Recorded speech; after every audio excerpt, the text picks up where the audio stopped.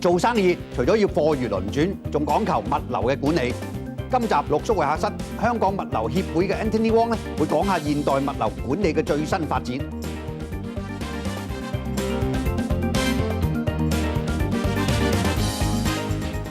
Anthony，係你好。物流協會咁啊，梗係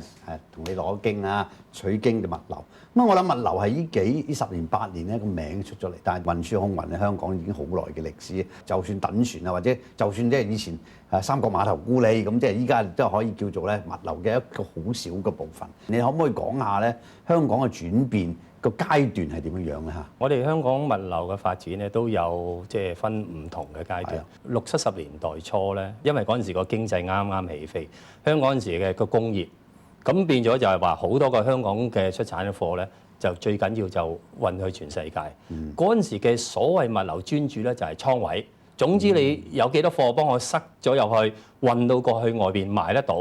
就得㗎啦。咁嗰陣時咧就好多嘅空運啊，或者一啲嘅海運咧，一路加班次。咁嗰陣時主力發展咧點樣擴大嗰個運力嘅？但係朝住80年代咧，慢慢我哋有啲企業就搬咗去國內啦。咁我哋好多時嗰啲貨主走㗎啦，轉咗去上邊。咁我哋嘅專注力咧點樣幫佢就喺珠三角嗰度咧，將啲貨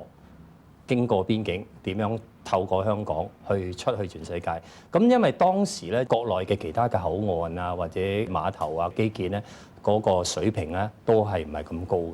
遠到去華中嘅地方咧，啲貨咧都會拉翻過嚟，由翻香港走。咁所以嗰陣時亦都係好蓬勃嘅我哋香港。咁嗰陣時都係好專注，都係一啲倉位，有位就有錢。係好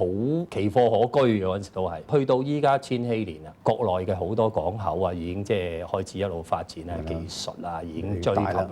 咁好多因為嗰個地緣方面咧，即係近佢哋啦，咁佢哋喺成本方面咧就比較香港平，咁所以我哋好多嘅市場咧都係流失咗。依家就專注做嘅發展咧，香港嘅行業咧，大部分都係一啲針對一啲比較貴價嘅貨品，需要更加好嘅服務。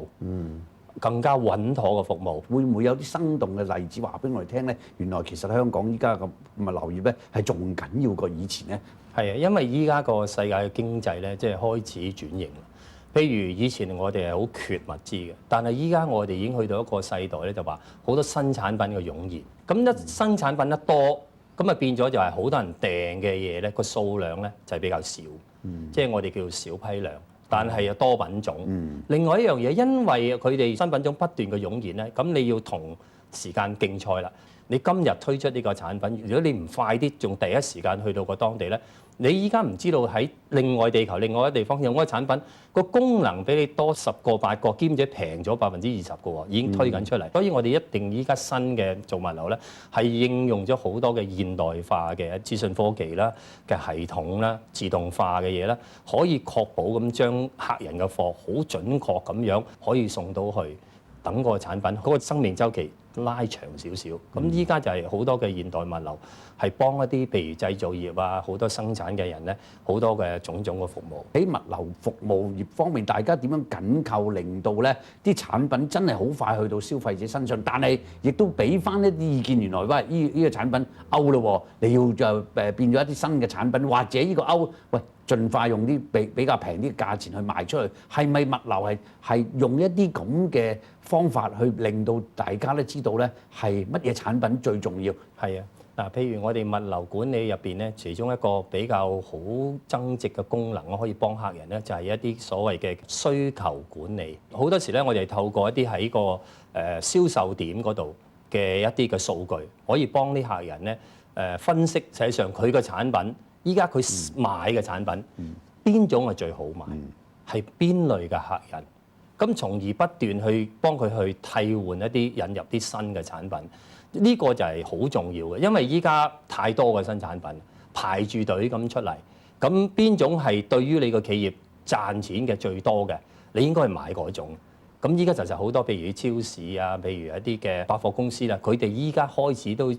入呢種咁嘅物流管理嘅概念。咁然後利用呢資訊，將佢散落去每一個供應鏈每一個嘅分子裏邊，大家一齊知道做乜嘢嘢，去供應翻嗰種咁嘅嘢。咁即係喺資訊科技嗰方面點樣咁發達咧？點樣幫到嗰個物流嗰方面咧嚇？嗱，依家我哋好多嘅系統咧，都係用一啲互聯網嗰種，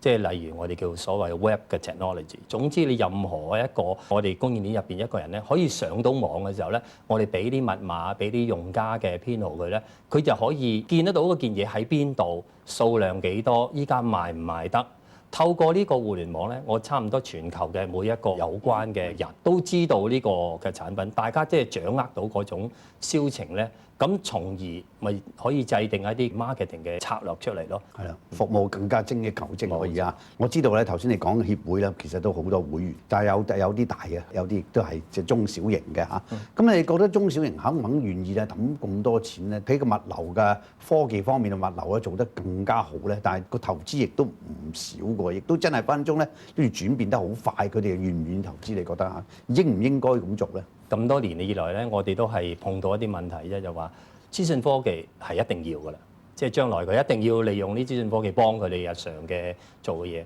佢哋唔係唔想，有能個能力嘅問題，因為好多中小企咧都係有一啲嘅資源方面嘅一啲個困難。大公司一定好快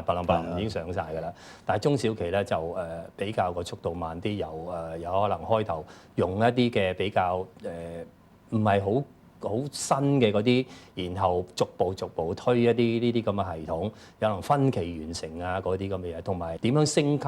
佢自己嗰啲嘅資訊科技咧，都要有能拖慢少少啊咁樣。中國有晒自己嘅港口，有晒自己嘅物流，即係服務業嘅 back office 乜都齊晒啦。咁香港嘅作用，你覺得點樣融合同埋同其他地方係點比先進啲啊？抑或落後啲啊？一話咧，其實應該係有好多地方咧一定要改進啊！國內嘅好多同樣嘅有啲某嘅程度嘅水平嘅管理咧，佢哋可以做得到。咁喺一啲比較低價嘅產品方面咧，佢哋搶咗我哋大部分嘅市場。咁變咗我哋剩翻只可以搶嘅咧，就係一啲高價嘅市場，有可能需要增值嘅，即係有可能需要我哋更加準確嘅服務，時間快啲嘅，好多嘅效率高啲嘅，同埋需要一啲世界網絡嘅一站式嘅服務。首先就係喺我哋業界不斷去提升我哋嘅一啲嘅水平啦，我哋引入最佳嘅典範，我哋永遠都行喺最尖端嘅。